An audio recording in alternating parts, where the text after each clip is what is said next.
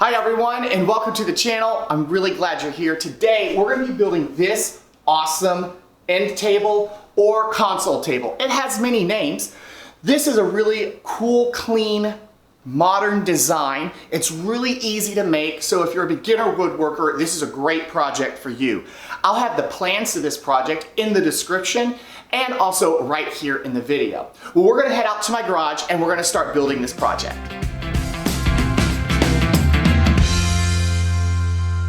So for this project, I'm going to be using 6/4 inch thick poplar.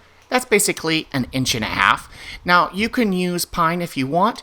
It's just a preference, and I like working with poplar because it's more stable.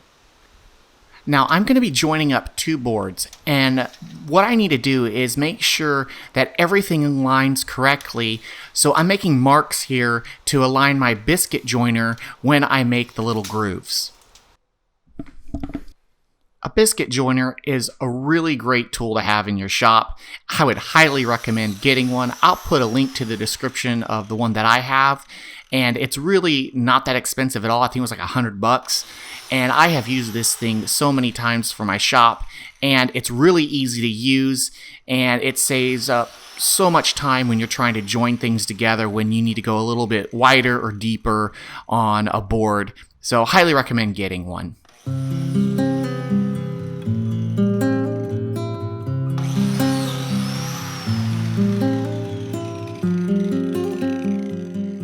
Now, the glue up is really important.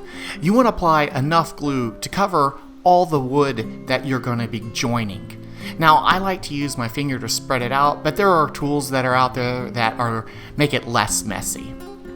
I think I use my finger because I'm lazy, but I also really just want to be one with my projects. Once you smooth the glue out, it's time to put the little biscuits in their little slots. I have to say, it's quite satisfying to put these little biscuits in. Be sure to add glue to the other side of your board. You don't want to miss adding glue in those slots. If you forget this step, your joint won't be as strong.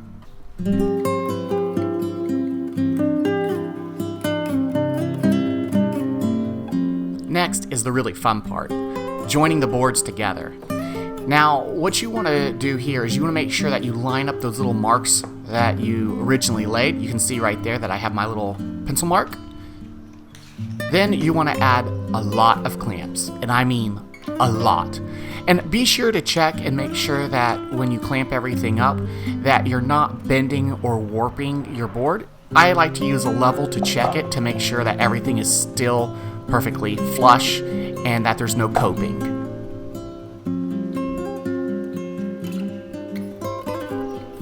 So after I finished joining up that first board, I needed to repeat this process all over again because I needed enough material to make this project.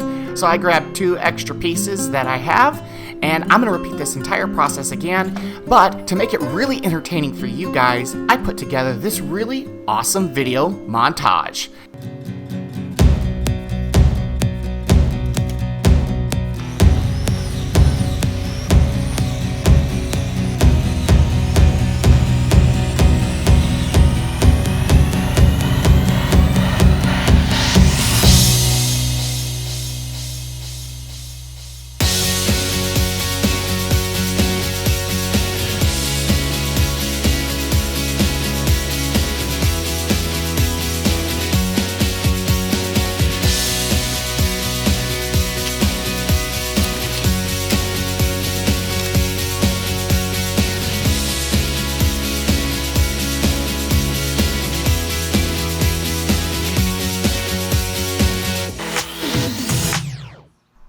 Well, I hope you really enjoyed that video montage. I know I really loved it, and if you did, smash that thumbs up button for me.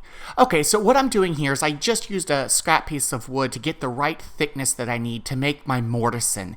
Now, this is the groove that's going to be holding the bottom shelf, and if you notice what I'm doing here is I'm drawing the lines across the 2 sides at the same time. That's because I want to make sure that my measurements and my groove is exactly the same on either end of my shelf. You'll want to make sure that you clamp everything really well because we're going to be routing out this groove.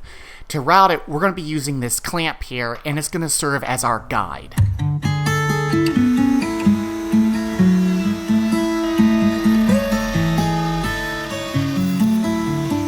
So for this project, you're going to have to make 2 passes with your router.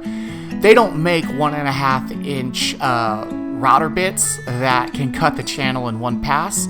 So I just had to measure here and line the jig up and then cut it using a 2nd pass.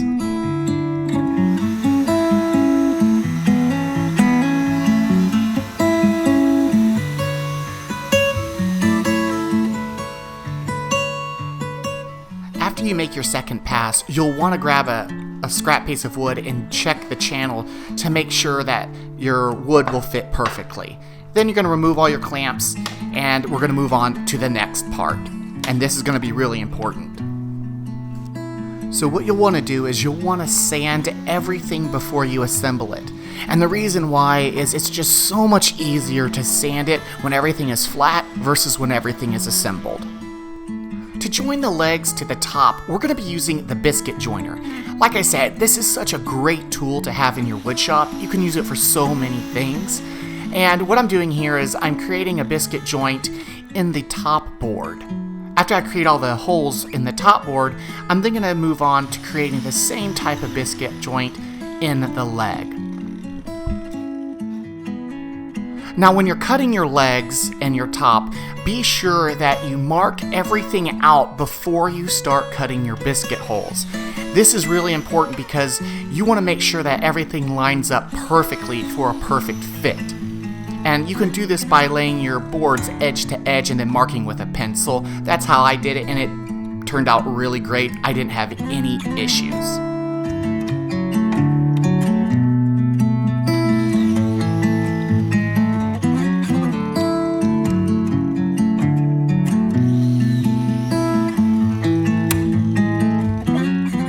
Once you've cut all the holes using your biscuit joiner, it's now time for the fun part, the glue up.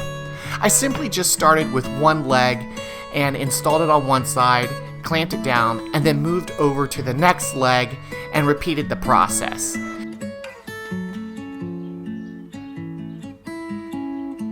Be sure to use a lot of clamps during this process. You'll need vertical ones, like I'm using here, and when you install the centerpiece, like you see I'm doing right now, you need to make sure you have a long enough clamp to securely hold it in place.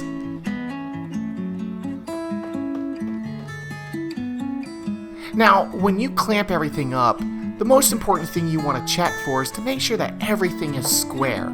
So be sure to do that and adjust everything as needed. After 24 hours, remove all your clamps.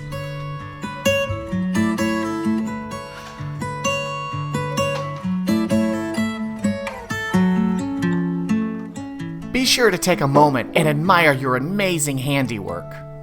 Because next, we're going to be sanding everything down and cleaning up all the glue lines.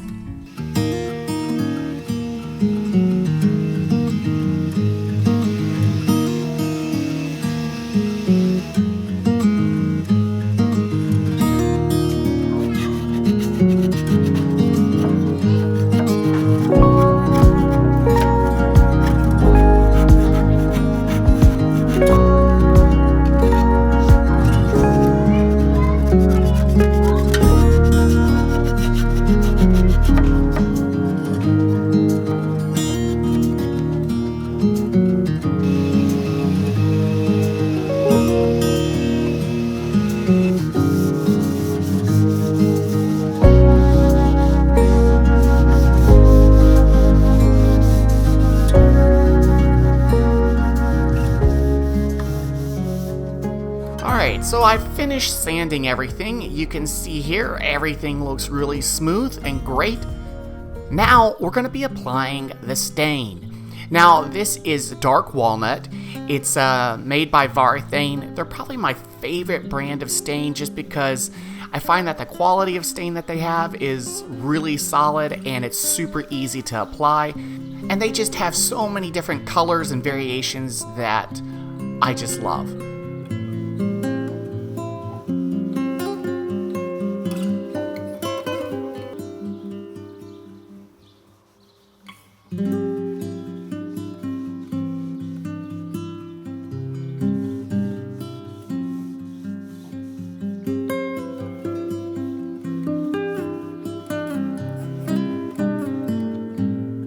Okay, so I finished applying the stain. I took a moment and just enjoyed the wonderful job that I did, and then I moved on to my next step, which was applying the polyurethane. Now, I used a spray gun here just because it's so much easier and it applies the poly so much more evenly rather than brushing it on. So I highly would recommend getting one of these if you don't have one. Here's what it looks like all finished.